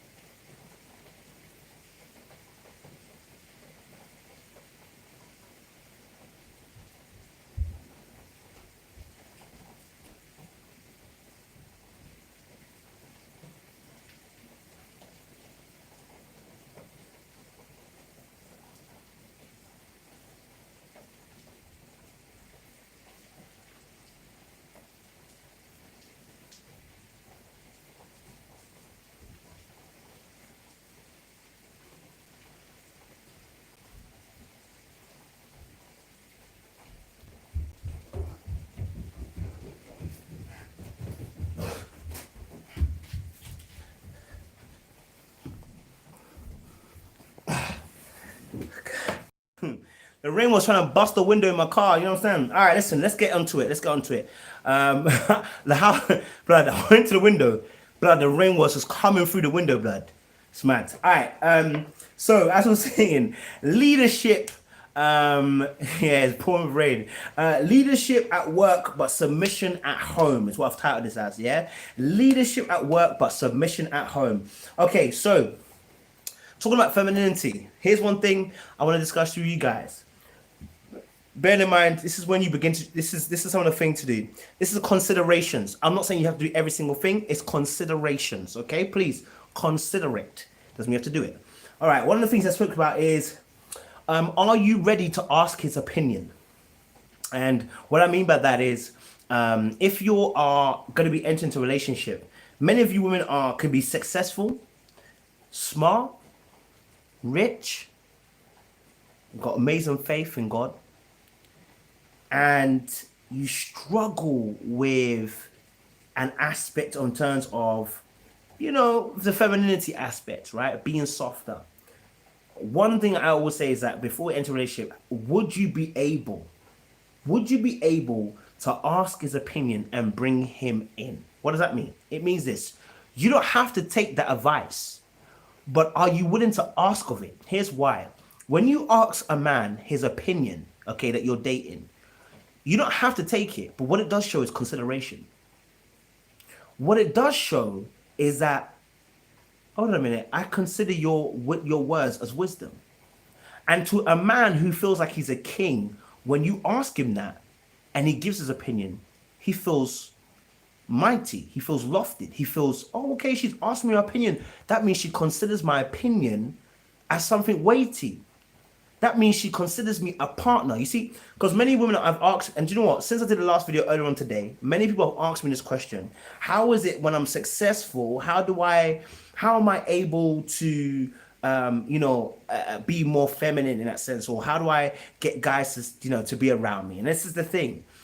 You're now, because you've got everything sorted, you've got to make, if you're going to be dating someone, you potentially going to have to allow this guy to make him feel like he's still a king. Yeah? You got to still make him feel like he's a king. Listen, no, deep it. No, deep it. Who's on the throne of England? If you guys are American, sorry. Who is on the throne of England? It's not a man. Even though the man is married, it's the Queen. The Queen Elizabeth is the Queen of England. And yet,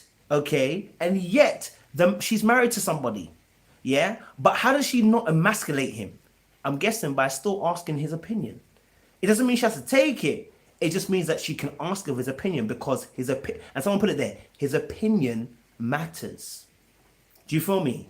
She's willing to take it into consideration. Fiona, you're so bad. You know what I mean? His opinion, as Jennifer put, matters. Do you feel me? So even though she's the queen, yeah, even though she is the queen, somehow she's managed to keep this man for so long. Why? Well, maybe there's other things, but let's just say she still makes her man feel like a king, even though he doesn't carry the title. And that is a quintessential example of what we see in today's society. There are many women who are queens. They have money running for them. They have their job running for them. They have businesses running for them. They are just super women. You know what I mean? And you know what? I want to appreciate you ladies for rising up to the occasion and doing extraordinary things. And Yenny, sorry, I saw you add there. Apologies. Thank you very much, Yenny. I appreciate that. You want to see that, right? You want to see that. What am I even saying? We love seeing women rise and everything. So the difficulty here, is that not that though the king doesn't carry the title of a king, though he's not the king of England, but his wife is a queen of England, okay? She still makes him feel like a king. His opinion matters. So when you are a businesswoman and you've got money and you've got everything going for you, you still make him feel like a king. How? By just asking his opinion. Just asking an opinion. It's not every time. Not every time you have to ask for it, but you ask it on certain things. Be like, listen, babe, like, I was just thinking, I'm looking at, and listen, you are let's say you have a business, right? You are business savvy, okay? Listen, the beautiful thing about women is how they're able to play. You see, you are the business. Say again.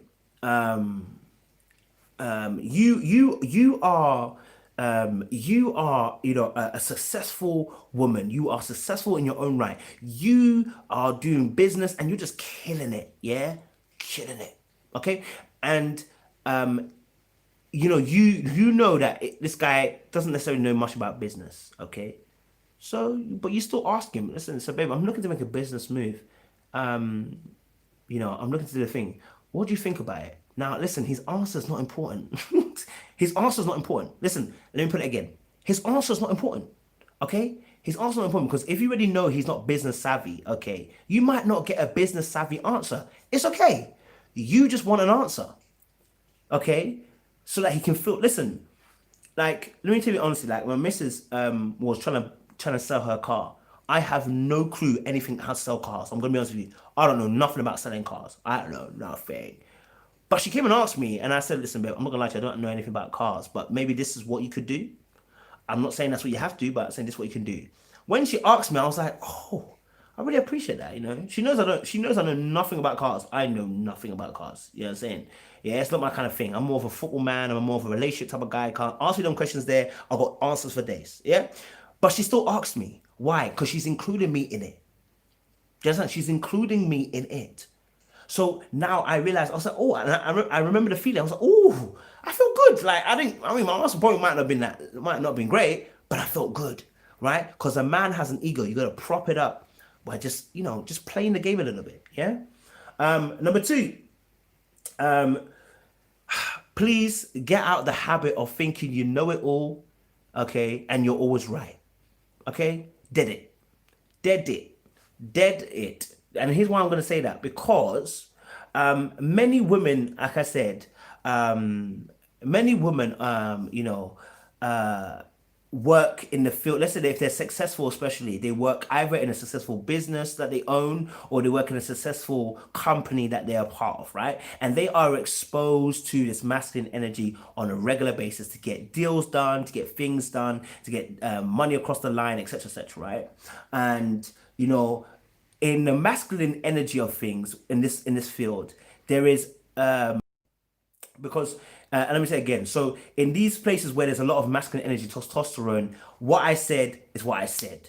Yeah, what I said is what I said. It is what it is, right? That's masculine energy. If I said it, let's do it. I've said it already, right? And when you're exposed to that a lot of the times, there's a level of pride that exposes to you. So when you operate in that level of masculinity, the pride is also exposed to you as a woman as well, because you're operating in more masculine energy. Therefore, the pride that comes with that masculine energy is also now beginning to operate in you.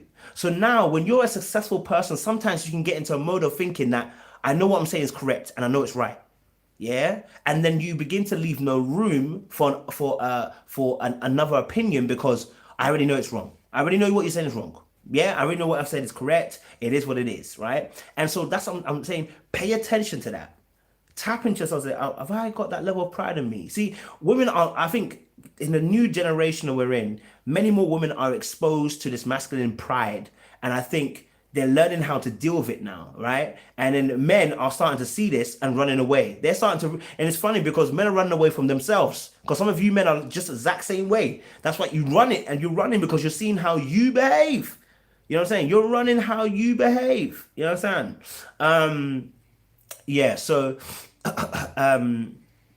so yeah, this is what I would say. So, just you're not always right. Yeah, you're not always right. Yeah, learn how to get that out of your head. Number three, I think this leads up to point number one as well. Willingness to submit, even if you could do it. You know what I mean? And I think this leads into like asking his opinions, the same kind of thing.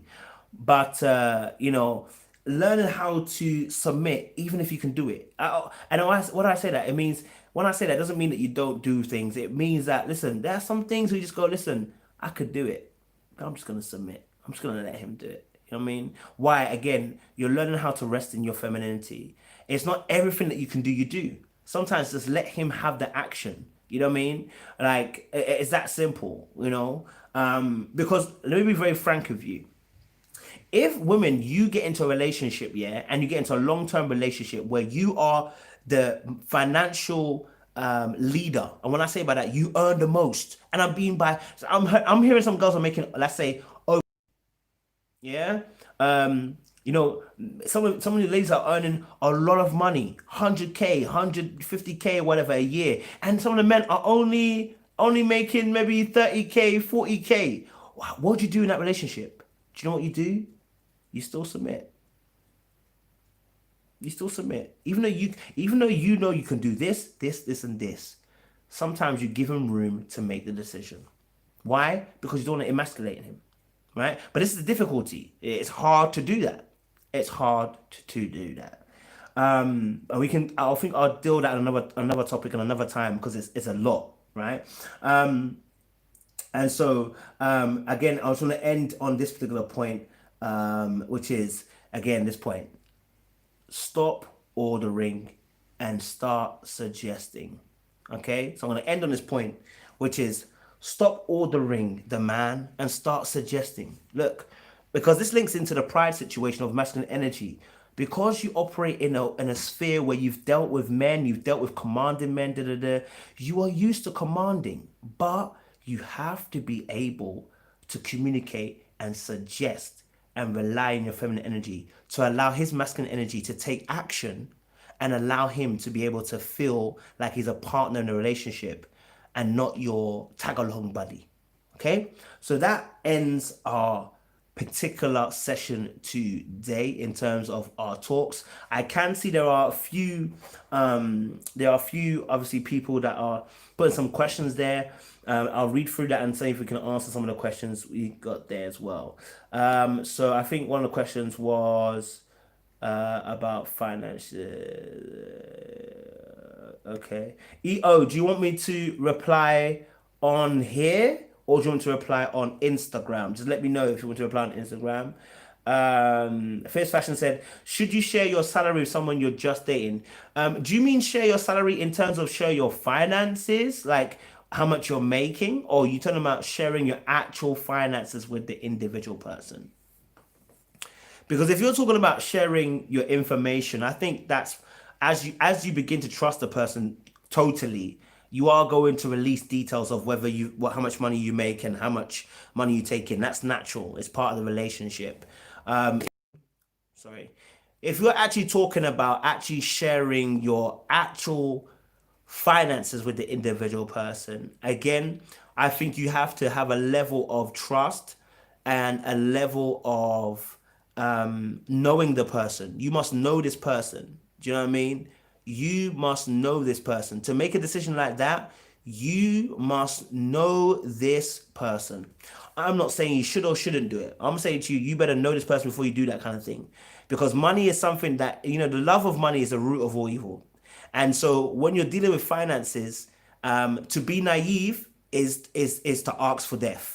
I'm going to be honest with you. To be naive when it comes to money is to ask for death because people will take advantage of you in any shape or point, the way they agree. So I am not saying that you should release the finance to him. No, but there may be occasions where the man may need some financial help. I heard a scenario today, right? And the scenario was the girl was I heard a scenario today on Twitter. And it was like the girl was making loads of money and the guy wasn't making much money, but then has started asking. I think someone even put a little thing about debts, right? And the guy was getting into debt and needed help financially, right? Now, here's the thing. Again, this is about it's a very hard question because the natural inclination, yeah, of a man or a woman when you're in a relationship with somebody, whether it's the beginning or whether you're more in the middle of the relationship in terms of dating, and someone asks you that question, then it's a bit tough. It's a bit tough to just say, no, I'm not giving you the money. You may feel a certain way because if you've developed relationship and feelings over that person, you will feel bad and want to help to contribute. My thing is this: what is the effective plan to get out of this situation? If it's just to throw cash, it doesn't sort the problem out. What do I mean by that? Debt is not debt is oftentimes not a result of not having enough money. It's oftentimes a result of bad money management. So now I've got to say this: if you're in this much debt, okay, if you're in this much so if you're in that much debt, we've got to look and see how best can we help to start chipping away of it. Yeah. Let's say man is in like 5K debt, yeah, and you could throw 5K at it. I advise you not to throw 5K at it.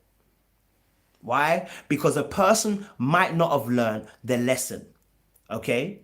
Yeah? Now, I've dated people in the past and they've had financial problems. And what we did was just get into a payment plan. Why? The person might ask me, why not pay it off? I'm not going to pay it off because you need to learn a lesson. Because you got here because you spent too much. You got here because you are financially illiterate. Or you got here because you just refused to address the issue. You understand? Yeah. So you have to understand that it's important that money management is done in the dating and understand how to deal with money. Because you see, when I look at situations with people when it comes to finances, it's one of the biggest reasons why people divorce, right? So money management, yeah, you don't want to marry anybody who's unwilling to deal with their problems and unwilling to deal with their financial situation. See, if I can see that you've already, listen, how is it you're going to ask me for money and you haven't even started chipping away at your debt? Are you nuts or are you nuts? You're going to tell me you haven't started chipping away at your debt. You haven't started a payment plan. You haven't looked for a way to start dealing with the debt. And you want me to come in as like a business angel and start dealing with your debt? Nope. So I would advise you as a person who's in a relationship, okay, and the partner, especially if it's women to men and the woman's earning so much more, do not, do not, do not pay off the whole debt. Unless you can guarantee to me, unless you can guarantee to yourself that you totally trust this person with all of your heart, your soul, and your mind, then I don't want to see you paying off the whole debt. Why? Because a person may not have learned their lesson. Money management. Money management. Marvel Kababa said, would I date someone with a huge debt? It depends on how they're dealing with that debt. Again, it depends how they're dealing. Are you dealing with the debt? You see, the problem isn't the debt. It is the mindset to the debt. Because the reason why I don't want to deal with somebody, not necessarily their debt, but aren't dealing with their debt, is because in the future, if we have financial problems, this is how you're going to deal with debt. Yeah, and if you're not dealing with the debt now, you're not putting active, robust steps towards it. Listen, let me tell you something. If this thing is really paining you, I want to see serious effort towards making sure you're dealing with this debt. I want to see things. Listen, if you know you can't if you know this debt is imperative that you pay it off, I want to see you on beans on toast. I want to see you on packet of quavers a day. You understand? I don't want to see you living up luxury, because that tells me you're not serious about dealing with a debt. And that means that in future, you could be, and listen, let me tell you something. People in marriages hide secretive accounts and have secret debts. Oh, you ain't about to die and leave me your debts. No. You ain't about to die early and leave me with your secretive debt. No. You understand? So it's a mindset towards it. Is that person learning and saying, hey, I've got to start dealing with that debt? Or is that person saying, I'm just going to chill? So your job there, I would say, is help. You know, they got a payment plan. Get them on a payment plan. You don't need to pay. They need to do. Yeah? They need to. You know what I'm saying? So it is important, you know. The avoidant mindset usually seeps into other areas of life, personality, character. Exactly. I don't want to see that. Money's too dangerous for me to say that you're just avoiding it. I want to see that you're actively pursuing it. You know what I'm saying? Actively pursuing it. You know what I'm saying? Chasing after that debt. You know what I mean? So yeah, that's very, very important, you know. Fierce Fashion said he was very, very proud of himself and shared to me his yearly. I thought it might feel bad if I told him how much I make. Sensitive type. Lord. Lord. I hear that, Fierce. You know what I mean? You know, again, it's about Fierce, let me tell you something. It's about trust. Let me tell you something, yeah? One thing, I'm going to tell you something that, and you guys always hear me talking about my missus. Listen, when I talk about missus, doesn't mean that she's perfect, doesn't mean I'm perfect. I'm giving you examples of when I start in May. I don't know if you guys know, I lost my job in May, blood. Yeah? And I started doing YouTube full time. I said, blood, I make a bit of money. Let's increase the flow of finances. You understand? Let's get on the YouTube and make it full time. You understand? Yeah. So as I was doing that, she's never come to me and said like, coach, like, I think it's, you need to start making more now. Like there's not been a pressure. You understand? The pressure, I already have a pressure on me. Already know that I'm not trying to stay in this position. I'm trying to achieve and become great, and I want finances. I want money. You understand? Yeah? Not at the expense of faith and not at the expense of people's lives, please. But I want to be a better version of myself. You know what I'm saying? I'm reaching it and I'm doing things and I'm putting things in place. Yeah? But she never made me feel belittled. So it's not the finances that's making someone feel belittled. It's the way that people may potentially put it across. Now, some men are insecure. That's just them. But there are other men that when they hear it, the way you put it across, the way you say it, the way you maneuver it, could trigger the person. You understand? Yeah. One of the things that my missus says to me, which is really interesting, like, and I know I'm not saying this is for everybody. Please, this is not for everybody. Okay, this is not for everybody. She says to me, "My money is your money." Now, I don't know if you ladies have heard the term. It don't usually go like that. It usually goes, the man's money is her money and her money is her money. That's what you usually hear, right? Because that's how people often put it. But she said to me, listen, my money is your money. Not that she wants to give me her card, not that she's giving me account details. What she's saying is, I'm here for the uplifting of us. Now, that goes both ways. Do you understand? Yeah? That doesn't mean that I don't help out. That doesn't mean I don't contribute. That doesn't mean I don't buy. Do you know what I mean? Like, listen, I'll probably pay for more dinners than I have in my whole entire life. I'm not gonna lie to you, because I normally go 50-50 Dutch. I ain't gonna lie to you, blood. Do you understand? But I've changed now, guys. I'm changing, guys. I'm changing. Okay, I'm changing. I found a woman that's making me change. You understand? But I'm trying to get you to understand that, listen, safe zones, people who are women who show safe zones allow for people to feel like they're not being emasculated. This is why I say the Queen and the King of England. Do you get me? Listen, man's still making bread though. You understand? Don't watch that. I'm still making bread. I'm just letting you guys know. You know what I'm saying? That once you are trusting of the people, it's a team thing. It's a team. When you trust a person fully, it's a yes. So this is what I'm saying. This is why when you get the right person, you start thinking like a team and not like two individuals. You start thinking like a team and not two individuals. Do you understand? So that's what's key, is important. Yeah. I don't know if there's any more questions. Sorry, I spent quite a lot of time addressing that. I do apologize. Was there any other questions, guys? Sorry, please say the questions again, because I spoke for quite a bit of time, and I went a bit longer than I needed to. Yeah. Felicia. You know, in due time, she'll have to release the minerals. You get me? In due time. You feel me? She'll release the minerals. Get on here and get her to share some of the things. Do you know what I'm saying? But yeah, So I don't know if there's any more questions, guys. We've got a few minutes left. Please let me know your questions. Please let me know your questions. Also, as well, let us know what topic you want us to do next week. I've got a list of topics I know that you guys suggested last time, but please do let me know what topics you would like to discuss in the next live. Please do tell me what kind of topics you guys would like to do in the next live. What is it you want to see us discuss? Yenny said red pill, blue pill. Okay, yes, you know what? Someone did ask me that last time. So I will do a live on red pill or blue pill, because let me tell you something. I am tired of red pill community. Okay? I am sick and I am tired of red pill community. If you guys have watched anything red pill related, you will hear some good stuff, and then you hear some really bad stuff, and you're like, blood, come on, man. And I'll put it this way. It's toxic. Why is it toxic? It's toxic. It's toxic because the very people who are propagating it themselves, okay, those who are propagating this red pill behavior, okay, I don't see how they can treat women with respect properly. Here's why.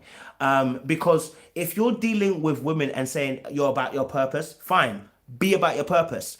But then how are you getting the sex part of your relationships? You have and you're entering into relationships that are not going to last. And the reason why is because you're saying that you don't want to marry because the women practice hypergamy and all they want is your money. That's a very cynical view of the world. Do you understand? I don't think a Christian can be red pill all the way. All the way. I don't think a Christian can be red pill all the way. And the reason why is because it denies marriage. It focuses on self, and it's like, okay, cool. I'm gonna build my empire. But what are you building your empire for? Please tell me. Please tell me. Please tell me how you're building an empire and who you're passing the empire on to. You ain't gonna, because you can't, unless you're looking to have kids out of wedlock, yeah, which is meaning that you're gonna have to get a woman to consent to now not having no security of a relationship with you, but having your child. You're basically just throwing a new game. You're just revolutionizing the game. This is why I don't like red pill community. I just don't think it works because it doesn't take into account how to even continue the lineage without being a prick. Regardless if you're a nice prick or not, whether you've been honest or not, it doesn't make a difference if you've been honest. You still have taken advantage. But we're going to talk about this next week. We're going to talk about this next week. Yeah, red pill, blue pill. I'm going to do some extensive research and bring it all to you guys. Let's do that. So that you guys can be aware of that as well.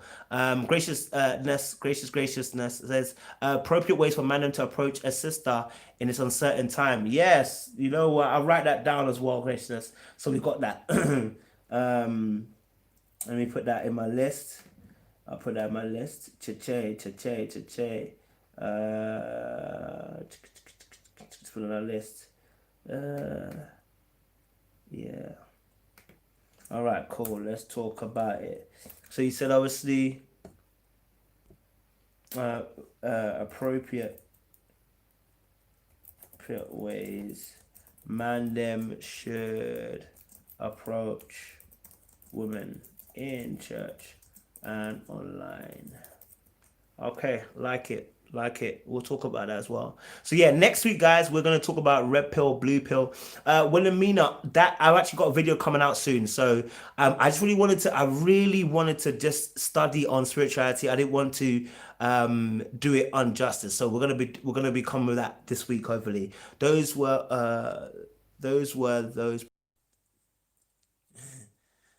my gosh. Wait a minute. We'll deal with that as well. We can do the Beyonce one still. I've got a video coming out about it. That's why I didn't do a live because I had a video about it. Um, but I don't see why we can't talk about it in another live because we can talk about maybe not the Beyonce situation, but we can talk about the rise of African spirituality. Oh, guys, just remind you guys, I'm also on a podcast now. I'm now part of a podcast team called G's in a Pod.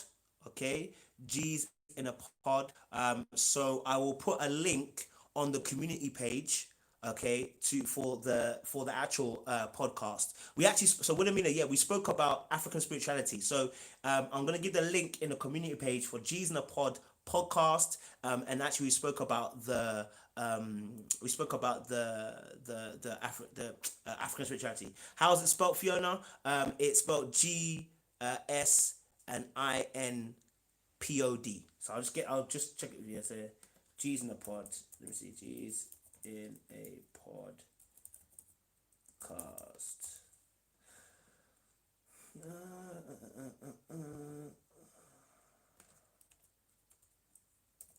G's in a podcast. Let's just get it.